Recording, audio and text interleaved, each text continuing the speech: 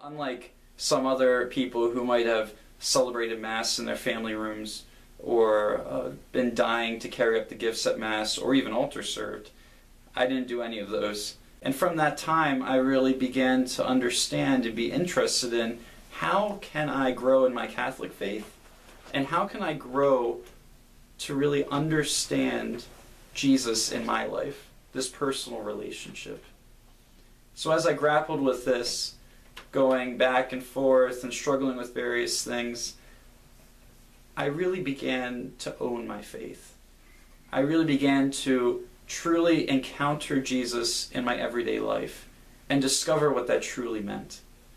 This naturally drew me more to the sacramental life because Jesus comes fully to us in the sacraments, especially in the Eucharist. And it was during this time, about a year later, I was sitting in the chapel, 2 o'clock in the morning, because that's what college students do, and I was reflecting. Suddenly, the thought of priesthood came to my mind. Now this time I had never thought of priesthood, didn't even know what they did, really.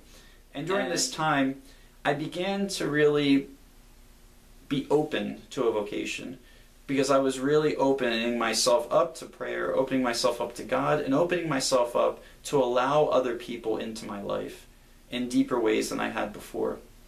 And through this, I was able to really understand what it meant to minister to people, especially young people, and allow them to teach me.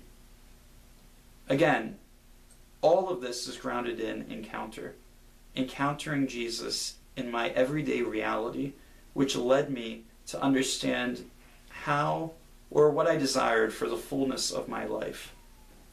Because you see, when you enter seminary, when you enter formation, it's not a done deal, but it's a beginning of a journey.